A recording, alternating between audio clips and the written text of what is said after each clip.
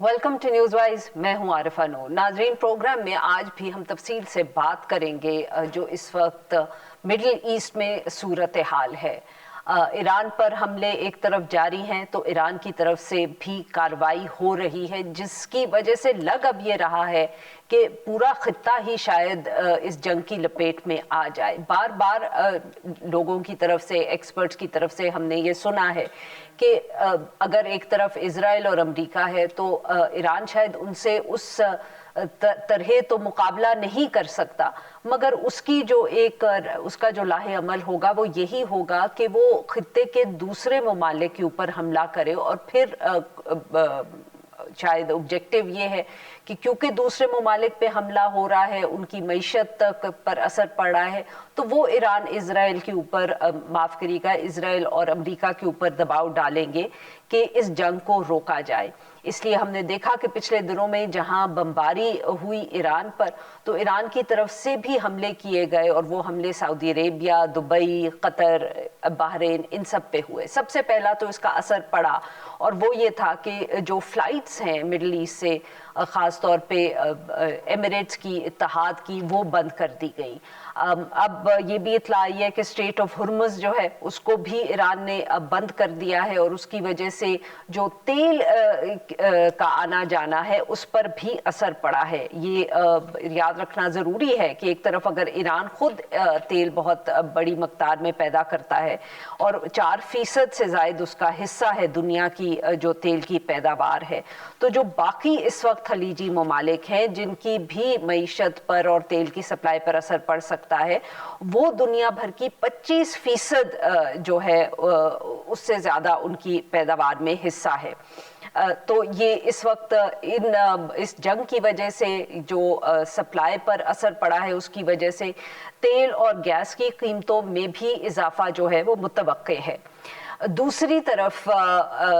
जहां अमेरिका की अगर हम बात करें, तो अब ये भी वाज़ेह हो रहा है कि अमेरिका में भी शायद कोई दबाव होगा सदर ट्रंप के ऊपर कि वो किस तरह इस जंग को जारी रखेंगे, किस हद तक जारी रखेंगे। और अमेरिका की तरफ से भी अब मुतज़ाद बयानात सामने आ रहे हैं कि उन्होंने ये जंग किस लिए शुरू की है।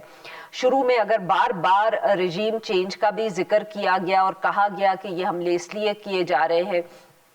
कि ईरान में हुकूमत तब्दील हो, और इसीलिए हमने देखा शुरू में कि कितनी तेज़ी से जो सीनियर लीडरशिप थी ईरान की, उसको टारगेट और असैसिनेट किया गया। मगर फिर अब जो वज़ीर ख़ारजा है मार्को रूबियो, उनकी तरफ से ये भी कहा गया कि जो रजीम चेंज है ये हदफ नहीं है अमेरिका का। उन्होंने वाज़े किया कि मिसाइल प्रोग्राम जो है ईरान का, उसकी तैयारी की सलाहियत और जो बहरी ताकत है, इसको तबाह करना अमेरिका का मकसद है। मगर ऑब्वियसली इसके ऊपर फिर ये भी अब तनकीद हो रही है कि अमेरिका अपने जो हदफ है उनको तब्दील कर रहा है, या वो ये कहा जा सकता है कि अमेरिका को कुछ वाज़ेह इरादा भी नहीं था कि वो जब ये जंग शुरू कर रहे हैं तो वो किस लिए शुरू कर रहे हैं और कौन से जो अहदाफ हैं वो हासिल कर लेंगे तो इस जंग को ख़त्म करेंगे। सदर डोनाल्ड ट्रंप की तरफ से तो अब ये भी कहा गया है कि हो सकता है कि 4 हफ्ते तक ये जंग जारी रहे, मगर इसका जो असर होगा दुनिया की मईशत पर तेल की सप्लाई की वजह से, और इसके साथ साथ जो एयरलाइंस का सफ़र, या हम कह सकते हैं उस पर जो असर पड़ेगा, उससे क्या होगा। इस वक्त गल्फ मुबालिक इस सारे हवाले से भी क्या सोच रहे होंगे, इस पर भी बात करेंगे। और ये भी कहना ज़रूरी है कि रशिया और चीन की तरफ से तो ख़ास तौर पर मज़म्मत भी की गई है इस सारे मामले की। इन सब इशूज़ पे बात करने के लिए आज हमारे साथ मौजूद हैं प्रोफेसर अदील मलिक साहब। ये ऑक्सफर्ड से हमें ज्वाइन कर रहे हैं, एसोसिएट ऑफ प्रोफेसर हैं ये ऑक्सफर्ड यूनिवर्सिटी में। बहुत गहरी नज़र रखते हैं ये बैनुल अक़वामी अमूर पे, पर ख़ास तौर पे मिडल ईस्ट की जो सियासत है और मईशत है उस पे बहुत इनका काम है। Welcome to the show Adeel Malik साहब। अदील साहब, गुफ्तगू तो हम जनरली अब ऑब्वियसली आपसे बहुत से सवालात करेंगे, but just to begin with, आप अगर थोड़ा सा अपना ये वाला इस पे व्यू दें कि ये آپ ایکسپیکٹ کر رہے تھے یہ جو دوسرا حملہ ہوا ہے؟ آبویسلی پچھلے سال ہم نے دیکھا کہ امریکہ اور اسرائیل نے حملہ کیا تھا ایران پہ، پر جس طرح یہ حملہ ہوا ہے were you expecting it؟ اور اب آپ کیا دیکھ رہے ہیں سر کہ یہ کتنا لمبا چل سکتا ہے، یا آپ کے خیال میں یہ چند دنوں میں بھی ختم ہو سکتا ہے؟ دیکھیں، یہ جو لوگ مشرق وسطیٰ کو دیکھتے ہیں اور اس کو پڑھتے ہیں سمجھتے ہیں، ان کو یہ پتا تھا کہ حملہ ہونے جا رہا ہے، کب ہوگا یہ نہیں پتا، لیکن اسرائیل کی طرف سے بہت زیادہ دباؤ تھا امریکہ پہ کہ وہ یہ ڈیسیژن لیں۔ اب یہ جو تھا کہ وہ سٹارٹ کریں گے علی خامنائی کے ساتھ، صاحب کی شہادت کے ساتھ، اور یہ اس طریقے سے یہ زیادہ ریپڈلی ہوا۔ میرے خیال میں اس پوری جو بدلتی ہوئی صورتحال ہے، اس میں جو سب سے زیادہ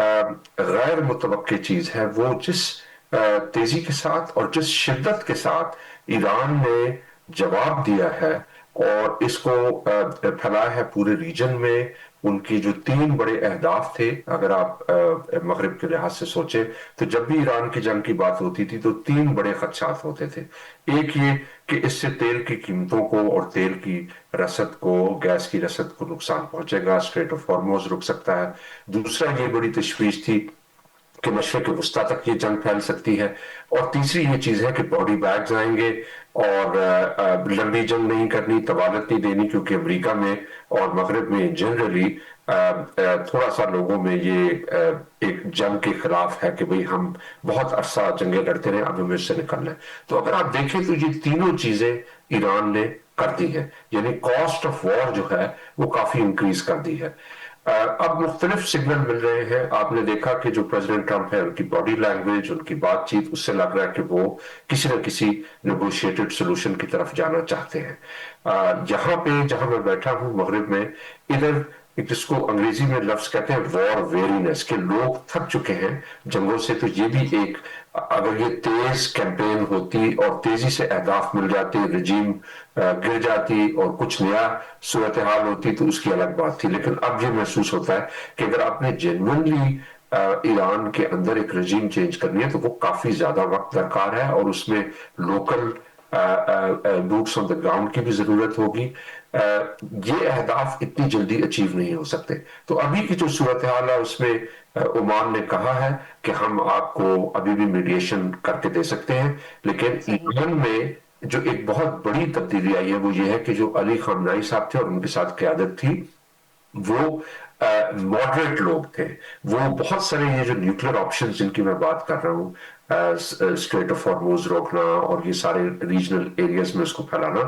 اس پہ فوری طور پہ جانے والے لوگ نہیں تھے۔ لیکن جب اوپر کی قیادت گئی ہے تو جو آپریشنل ڈی سینٹرلائزیشن ہوئی ہے اس کے نتیجے میں جو ایران کے اندر مختلف یونٹس ہیں جو ملٹری اسٹریٹجی کر رہے ہیں، وہ مور اور لیس انڈیپینڈنٹلی ڈیسیجن لے رہے ہیں، اور وہ زیادہ ہارڈ لائنر ہیں۔ تو ایک لحاظ سے جو نیتن یاہو صاحب کا یہ گیمبل تھا وہ ان کے اپنے اگینسٹ جانا شروع ہو گیا۔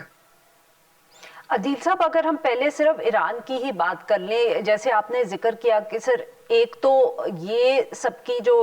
امریکہ کی یا اسرائیل کی کیلکولیشن تھی کہ رجیم گر جائے گی، نہ وہ پچھلی دفعہ جب انہوں نے حملہ کیا تب پوری ہوئی، نہ اس دفعہ پوری ہوئی، بلکہ اساسینیشن کے بعد فوری ایک ٹرانسفر آف پاور بھی بہت سموتھلی ہو گیا۔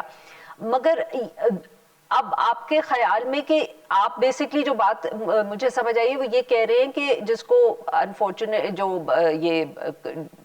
جو وار کی ٹرمینالوجی ہوتی ہے کہ ڈی کیپیٹیشن کے بعد آپ کہہ رہے ہیں کہ جو نئی اب لیڈرشپ سامنے آئی ہے وہ زیادہ ہارڈ لائنر ہے، جبکہ بہت سے لوگوں کا یہ خیال تھا کہ یہ سینئر لیڈرشپ اگر نہیں ہوگی جو ریولوشن کے وقت موجود تھی تو شاید وہ نیچے والے جو لوگ ہوں گے وہ سافٹ ہوں گے یا وہ زیادہ ماڈریٹ ہوں گے۔ آپ کہہ رہے ہیں کہ اٹس دی اپوزٹ۔ جی دیکھیں، اس میں ایک تھوڑی سی عارفہ مسئلہ یہ ہے کہ جب ہم ایران کو دیکھتے ہیں نا، خاص طور پہ مغرب میں میں نے بہت دیکھا ہے، جو لوگ سیمینارز دیتے ہیں باقی، وہ ایک جو ڈسکورس جنریٹ کرتے ہیں وہ اپنی خواہش کے مطابق کرتے ہیں، وہ آبجیکٹیولی نہیں دیکھتے۔ تو ایز اے سوشل سائنٹسٹ جس میں مشرق وسطیٰ کو پڑھتا ہوں تو آپ کو ایران کے نظام کے ساتھ اختلافات ہو سکتے ہیں جو بھی ہے، لیکن جب آپ اس کو اسٹڈی کرتے ہیں تو آپ کو سمجھنا پڑتا ہے کہ یہ ایک رجیم ہے کہ جس میں کئی ادارے ہیں، کئی انسٹیٹیوشنز ہیں، ڈسٹریبیوٹڈ نیٹ ورک ہے، اور اس کے جو کئی پلرز ہیں۔ اب آپ نے دیکھا جہاں پہ بھی پاور ڈسٹریبیوٹڈ ہوتی ہے نظام میں مختلف ایلیمنٹس میں، تو اس میں آپ ایک قیادت کی ٹاپ کو جب ختم کرتے ہیں تو وہ ایک دم سے دوبارہ سے ری پاپولیٹ بھی کر جاتا ہے۔ اور خاص طور پہ ایران میں میرے خیال میں یہ انہوں نے ایک خاص طرح کی تیاری کی ہوگی کہ اگر ایسا وقت آئے کہ ہماری قیادت کو ختم کیا جائے، نکالا جائے، تو اس کے بعد ہمارے پاس کیا آپشنز ہوں گے۔ دوسری بات یہ ہے کہ ایران جو ہے نا وہ وار ہارڈنڈ نیشن ہے۔ جہاں پہ ایران عراق جنگ کے ساتھ 7-8 سال جنگ چلی، لوگ اس کے لحاظ سے تیار تھے۔ سینکشنز پچھلے 30-40 سالوں سے سینکشنز ہیں، اس میں سروائیو کر رہے ہیں، لیکن ویسٹ کے لیے، اسرائیل کے لیے بھی انفیکٹ اتنی دیر جنگ پہ رہنا بہت مشکل ہے۔ تو اب ایران کے لیے جو چیلنج ہے وہ یہ ہے کہ اگر آپ جنگ جلدی ختم کرتے ہیں تو آپ کو پھر بھی پتا ہے کہ وہ دوبارہ کوشش کریں گے آپ کے اوپر، تو اب اتنی کاسٹ بڑھائی جائے جنگ کی کہ وہ دوبارہ تیزی کے ساتھ واپس نہ آ پائیں۔ یہ میری نظر میں ایک امپورٹنٹ ایلیمنٹ ہے۔ بالکل صحیح جی۔ ناظرین یہاں پہ لیتے ہیں ہم ایک چھوٹی سی break, we'll be right back.